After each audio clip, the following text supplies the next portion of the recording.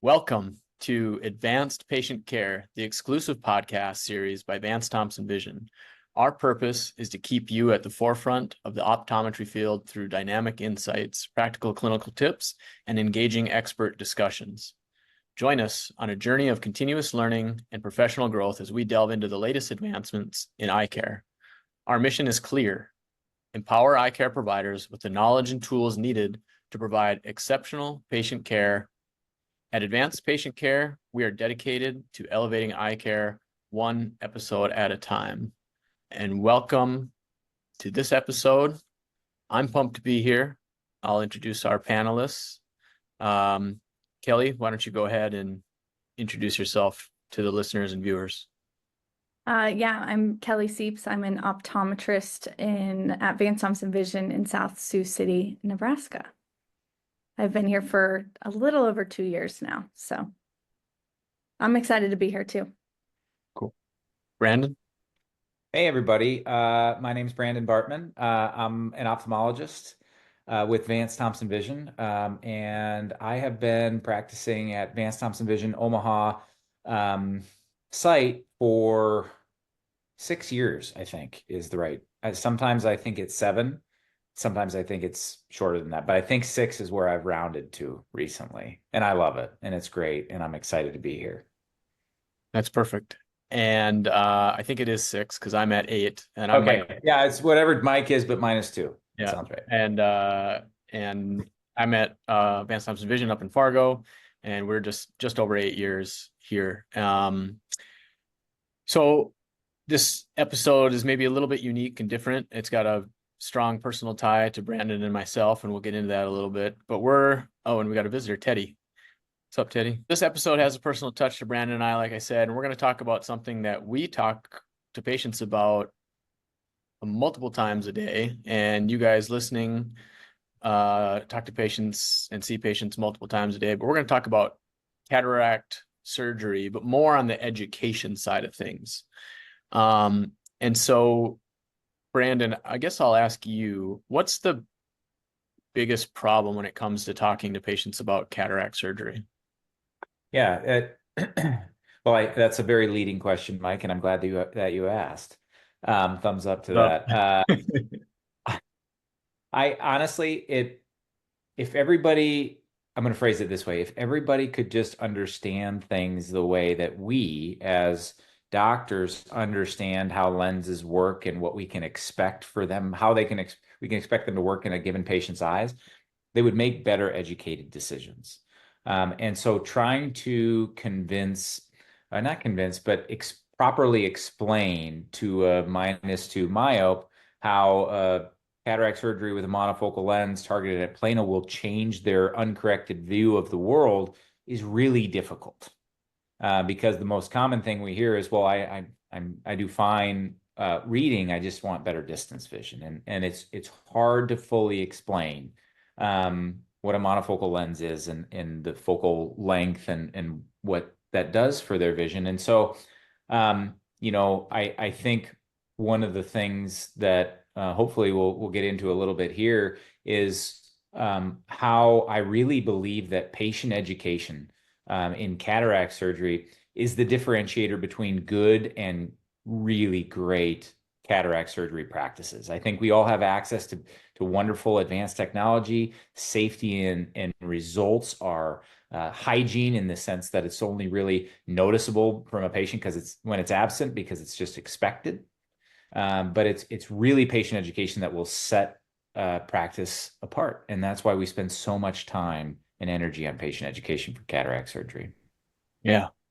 And Kelly, I'm going to phrase it to you a little different way, but who are some of your happiest patients? I think the patients where we nail the outcome, where we've met their expectations and, they come back and they're like, man, I didn't realize how bad my vision really was. And, I think it ranges. Patients can be super happy with a monofocal lens, and they can also be really happy with a multifocal lens. It's all about, just like Brandon said, setting expectations to make sure that we reach patients' visual goals and needs. And yeah, it's all about education and setting that up for patients. So your happiest patients are the ones who you set the expectations properly and that's where they landed. Your unhappiest patients are those that are surprised or have. Yeah, I think unhappy patients are just ones that, maybe didn't fully, well, those -2 myopes who don't realize that those might be some of the unhappiest patients, who maybe don't fully understand what we mean by when we say, you're going to lose your near vision. There's probably something in the back of their head that's like, hey, you're going to be able to read some things, but no, it's, you're going to lose all of that near vision. And so I think the unhappiest patients are just ones that don't fully grasp the conversation. And part of that may just come from, coming to this hours long exam, meeting a bunch of different people. They're nervous to begin with, and then we go into this long conversation. And so some patients I plan to have multiple conversations with them leading up to surgery, just to make sure that they have a good understanding of what to expect. So you're telling me, but you told the patient, so like you told the patient like, hey, you're going to lose this, but then they come back unhappy. So are you saying your patient wasn't listening? No, I'm not saying that at all. So I think what the problem is we're saying a lot of stuff and patients are listening, but they've been in our office for an hour or two, like you said, they're dilated, a lot of information in. We think they're understanding it. For us, we can say this, 100 times a day, and it's old hat for us, but for them it's new, and so it's a little confusing. And if you guys don't understand or believe, do a little exercise with me here. I'll just have everybody who, if you're driving, don't do this, but if you're not driving, close your eyes and just think of the color green. And then open your eyes. And was the color green you were thinking the same color as this green around my speaker box, with the same green as Brandon's logo on his hat? Was it the green in the flowers in Kelly's picture? Was it the 3-4 different shades over my shoulder of green? So, I was thinking of the green on Brandon's hat, but you guys probably experienced something different. And so even though I'm telling you to like think of this color green, we're picking out different color greens. So when we say it's going to be blurry up close or blurry in the distance, that's when patients are bummed and they're like, you told me it was going to be blurry, but you didn't tell me it was going to be blurry. And you're like, well, I did, and so that's where the expectations and reality don't match, like you said, Kelly. So words are hard to understand. Pictures are better. Brandon, what's the solution? The solution really, in a perfect world, would be able to get patients to be able to be immersed in an environment that simulates their expected visual outcome. In reality, it would be great to try it before you buy it. Realistic, even if they're not paying anything extra for it, people want to be educated about their decisions, and the best education is as close as we can possibly simulate it to a post-operative result. And so if there was a way to do that, I think it would be amazing. Yeah. And so that's what we did with GreenMan. And so a few years ago, Brandon and I were out on a hunt together, and it's probably our one and only hunt of the year that each one of us does. Maybe you go hunting more than I do, but we were sitting there talking, and I said, hey, I got this idea. I got a VR headset. It's really cool. And I think we can use it to, do something more, maybe educate patients on cataract surgery. And Brandon goes, I've been thinking the same thing. And we kind of looked at each other in awe, and we're like, and I said, I don't know what to do. It sounds like it's a lot of work. And you're like, no, we can do it. Let's make it happen. And so that's about 3 years ago now. Yeah. And so we decided, we got some time on our hands between clinic and family and surgery and all the other stuff. Let's get this going. And so Brandon dove in and got going on the software and found some people to help us build it. And we've been tinkering with it ever since. And now we're getting ready to bring it to the masses. And so we've been using it a little bit in our clinic and in other clinics, and we'll kind of share experience here in a different segment of this episode. But anything more on the origins of GreenMan that I glossed over that you want to add, Brandon? Oh, that's right.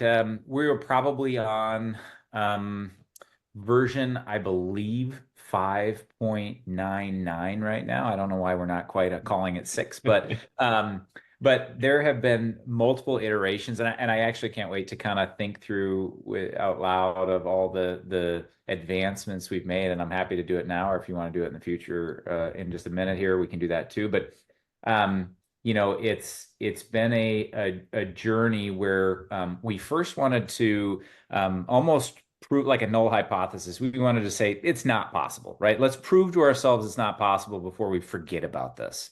And so we dove really hard into the first version of the software, and it was a heavy lift, and it was lots of, back and forth with our software engineers and the development team. And they put something out, and it was like, guys, I think we did it, right? I think we can do this. So we were able to add these effects in a virtual environment that allowed us to change focal points and superimpose different visual profiles from dysphotopsia and halos and glare. It was incredible, and it was a pretty simple first swing at that, and it has grown into the ability to treat each eye independently, to fine tune the focal points for each eye independently, to provide the appropriate amount of cylinder to the 10th decimal to each eye independently. And we've got a few different environments now that we'll talk a little bit about, but it is light years ahead of where it was, and it's probably light years behind of where it can go. So we'll wrap up this segment on that note. So what we believe the problem was is an education problem where we were saying one thing, patients were maybe not on the same playing field or understanding it the same. And we're like, man, if you could just experience it or try it before you buy it or test drive a car so everybody knew what we were talking about, that would make life so much easier for us, explaining things so much better for the staff, showing patients these things, and ultimately the best experience for patients, because now they know what they're getting themselves into before they spend all this time, effort, energy, money into cataract surgery. And so they know what it's going to be like on the other side. And so that's where GreenMan came from. We'll head on into the next segment, which is going to be a little bit more about how it works in the clinic, what it's all in detail. Okay. So we identified the problem, we found the solution, we think, and we were able to engineer it and get it set up. So, Kelly, can you maybe walk us through what a typical patient flow is without GreenMan? Yeah, so typically patients come in, they get worked up by a technician. They go through multiple topography scans, biometry, which is measuring the eye to determine what lens implant they need. And during this time, once they've done most of their testing, the staff, the tech who's ever working them up will get them dilated, and they load them in the room and mark them ready for the doctor to see. And it's about an hour, I would say, long process on average. And then how about, you've been using GreenMan in the clinic, and where have you guys been putting GreenMan? We put that between the testing and dilation. And so instead of getting dilated during the testing portion, our staff is going to run the visual or the OCTs first, MAC and nerve. And as long as the macular health is normal and the patient's otherwise seeing well enough to participate with GreenMan, which I'm assuming we'll get into in just a little bit, they hold off on dilation. And then we have multiple techs now trained to run the patient through the GreenMan simulation. And then they'll dilate the patient, and then I'll go in with them and talk with them. So it does extend their visit by maybe another 15 to 30 minutes if we're adding in dilation. But overwhelmingly, I haven't had many patients, be upset that they had to wait that much longer. If anything, they're happier that they got to experience that. Yeah. So about, so it's sort of another diagnostic part of the experience. And like you said, it adds about 15 minutes because they're going to get dilated anyways, for the cataract eval. Brandon, can you explain a little bit of the like what it is. Can you explain in words what the GreenMan experience is for patients? We're going to put a link in to those that are watching so you can kind of see a little demo of it. But Brandon, can you explain it in words? Yeah, in the first part, we kind of alluded to the fact that this is a simulation environment, right? But how do we do it? Well, we built the software to run off of commonly available VR headsets. We are on our second version of hardware. We've gotten to be kind of cordless or wireless now. We're using the Oculus or Meta Quest 3. And a patient will put this on their head and be immersed in a fully 360-degree environment that's interactive for them too. And what we would have a technician do is obtain their biometry. And the most important thing for us is, how much astigmatism is on their cornea. And one of the keys is, well, the astigmatic cylinder in their present refraction doesn't necessarily equal their corneal cylinder or anticipated postoperative astigmatic refraction. And so what we're trying to do is estimate, uncorrected, what will their visual profile look like with that degree of corneal cylinder. So we're using that, we're putting that data in, and then we're allowing patients to see a variety of lens options that and what those visual results could be expected for their given corneal cylinder. So we can take them through a monofocal profile in both eyes. At distance, we can take them through an extended depth of focus profile or a multifocal profile. And right now, all of these are kind of generic lens profiles. We don't have brand name lenses because at the end of the day, surgeons will choose to use any number of lenses. What we want to do is approximate the visual result of that category of lens. We can also treat each eye independently, as I alluded to before. So if somebody wants to see what monovision, right eye distance, left eye close would look like, we can do that. And with a click of a button, we can swap it to the other side. We have a few different environments. So a patient might choose to, pick up a cookbook in the kitchen environment and look around and see what different length where they might have to hold something based on a defocus curve that we've obtained and put into the system. And then we can also transport them into the second environment where they can be seated in the driver's seat of a car at night with moving cars coming past them to demonstrate what that visual profile from a halo, multifocal lens or extended depth lens or uncorrected astigmatism can look like. And so what we really want to do is tell them, this is a visual approximation. Pay attention to the relative differences between these options to get a better idea of what these might do for you. So to summarize, so patient sits down in chair, we put a VR headset on them, and then a technician, they're all of a sudden, boom, like they're instantly in a room with a computer, a cookbook, it's an apartment or a car. And the technician says, hey, here's what it would be like if you had a monofocal lens after cataract surgery. And we're using the patient's own astigmatism to help guide this that we take from their biometry. And then they get a sense of what, blurry means, like we mentioned earlier, both at distance and up close without glasses on, because they had a diopter of astigmatism, they got a regular lens, they're going to be, need glasses to touch things up. Or if you put them in a toric or a light adjustable lens or an extended depth of focus or a multifocal, we can show them all those options and they can, like you said, test drive it and go, okay, here's option 1, 2, 3, up to infinity, and we can do monovision. And so, Kelly, you mentioned, certain criteria for patients. So, these patients is there people that can't use it? Or you use it on everybody or? Yeah, we don't use it on everyone. If their cataract is bad enough to where they're 2100 or worse, they're not going to be able to see well in the VR headset anyways. Everything will look blurry to them no matter what lens they get to try on. Anyone with pretty significant macular pathology, again, these patients aren't, even if we're not doing GreenMan, they're not going to be a candidate for multifocal lens technology. But I think that's still, depending on the amount of astigmatism you have, sometimes we make exceptions for certain patients if we think it'll make a meaningful difference for them. So those I think would be the main ones. Patients who have a history of seizures, only because that's a requirement of the actual headset itself and not necessarily your guys's requirement. or vision wise, I guess. So basically, if you can drive yourself to the office, you can wear this headset. Well, you'd be surprised at some of the patients that drive themselves. Yeah, that's good point.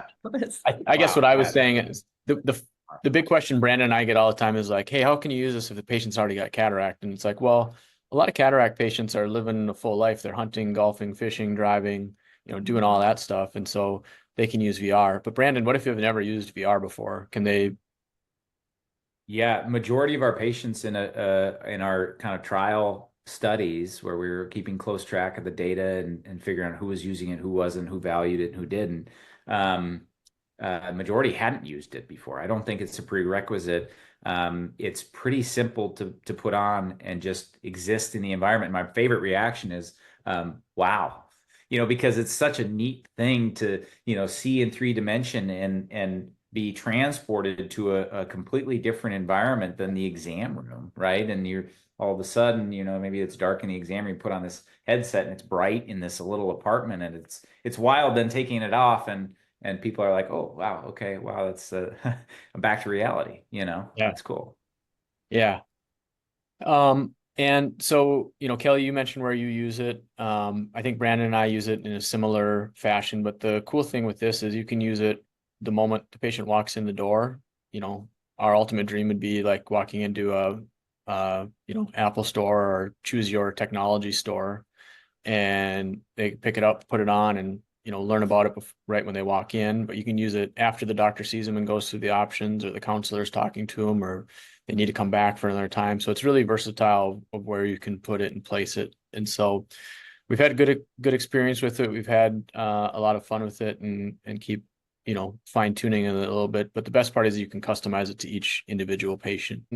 I want to move on and talk maybe a little bit about some real data and some of our personal experience in this next part. So we'll move on to that. So we've talked about the problem, what we believe is the solution with GreenMan, and kind of where it fits, what the program actually is and where it fits in the clinic. But let's get into some real data, because it'd be very easy for us to sit up here and be like, yeah, it's the greatest thing ever. But if we don't have any science or data to back it up, then we're just salespeople. And again, the whole goal of this is to educate patients and make sure that we're meeting their expectations so they're happy. And Brandon coined this phrase with me: is an educated patient is a happy patient. And it's so true. So Brandon, do you want to talk a little bit about some of the, we've done 2 studies looking at this, and we looked at our own data from it, but we also looked at patient satisfaction. Do you want to comment on a little bit of each of those? Yeah. So last year, when we first got what we would consider a minimum viable product, something that could be functional, we had to make sure that it worked and what people thought about it. And so we put it on patients that came through Mike's clinic in Fargo and my clinic here in Omaha, and basically took all comers, whoever was available. If we could get it on in regular flow, let's try it. Let's see what they choose for their lenses and see how they felt about it. And we call that the pilot study.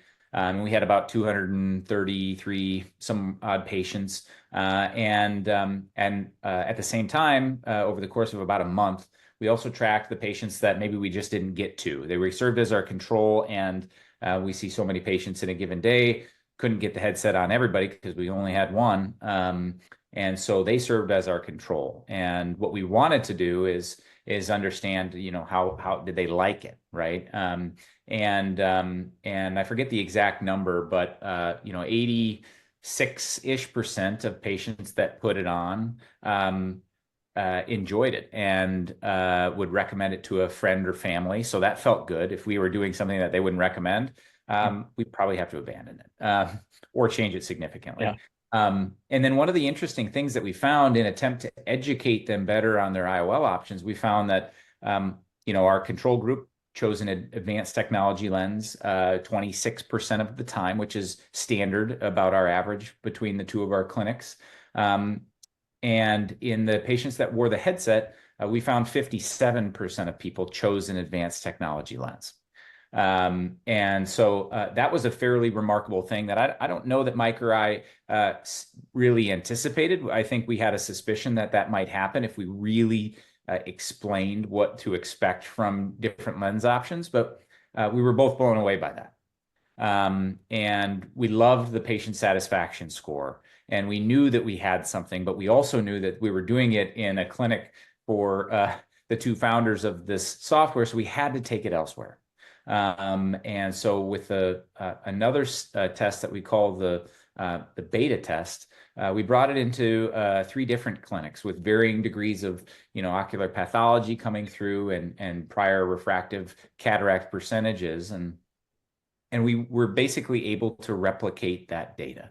And Kelly was a part of one of those clinics in our South Sioux City office.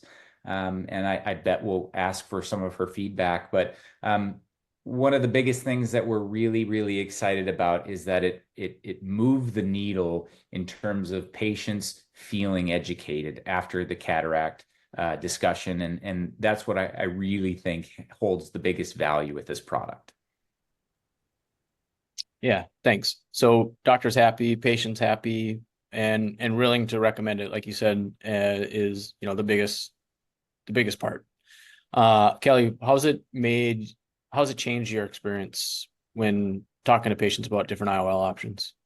Yeah, I mean, I've tried it myself, and even just myself seeing the difference in near vision as like a absolute presbyope, and then you see what your near vision is like with a multifocal lens with a click of a button is crazy. And so I can imagine, it just makes the patient experience a lot better. And again, it's all about setting those expectations. And so I still go through my full IOL discussion with the patient, but I started off by saying, hey, what do you think of this, of the virtual reality? What do you think of the lens options?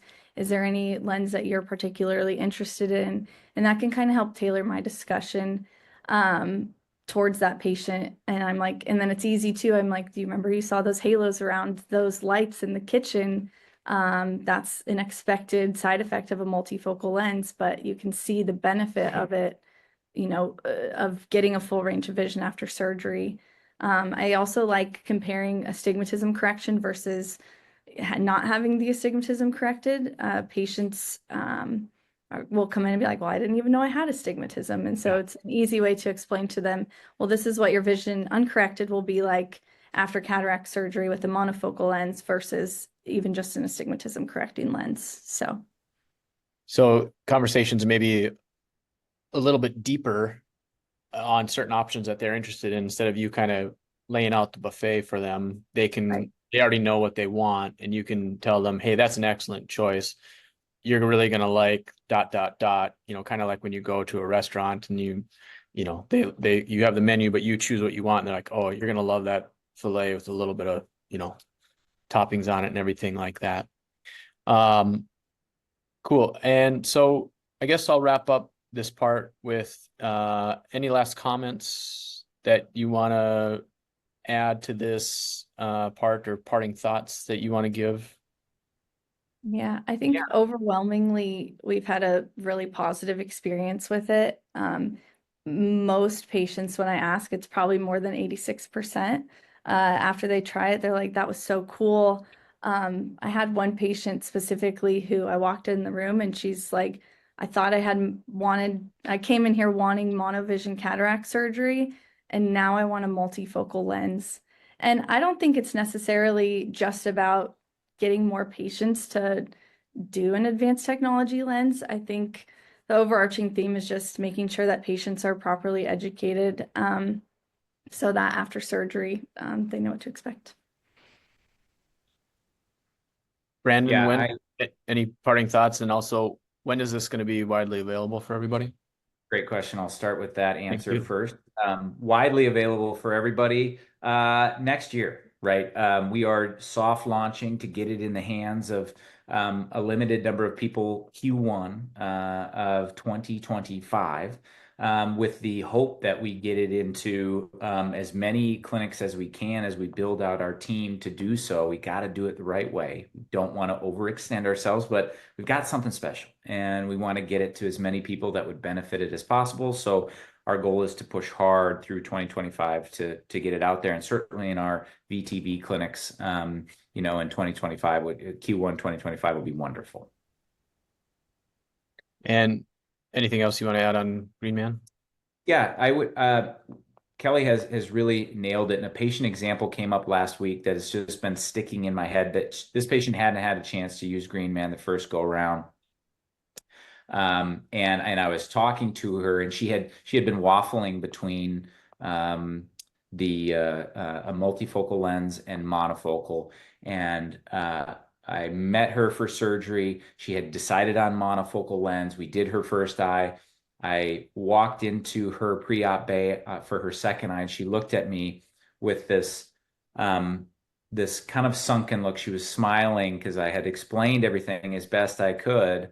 And she said, I think I have terrible regret, because she had chosen a lens, I think, and she had weighed less about, okay, what is it actually going to be like for the rest of my life compared to what's the investment currently, right? And I think that what I want to do with this product is eliminate that, right? If we can eliminate regret in cataract surgery options, we've done something. Even if it doesn't change the number of patients that choose a certain technology, if we can eliminate regret by educating better, we've done something significant for our field. And that's what we want to do.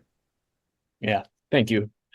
Thank you both. My parting thought is it's just been a really fun journey, and I love that I get to do it with both you guys. And Brandon, you and I have been elbow deep in this for a while, and but it's just been fun to see the how happy it makes patients and how well it's been working in the clinic. And there's excitement in the industry about it, which makes us feel pretty good too. And so we'll see what happens in the next year, and we'll keep you all posted. And with that, we'll get ready to say our goodbyes. But if you want more, schedule your personalized mini fellowship at Vance Thompson Vision today, where you can literally immerse yourself, just like you can with GreenMan VR, in hands-on learning, gain insights from our experts, and take the next step towards excellence in eye care. And remember, the world of eye care is ever evolving, and so are we. Thank you all for your time. Have a great day, night, morning, weekend, whatever it is, and take care. Love you guys. Thanks, everybody. Thanks, everyone.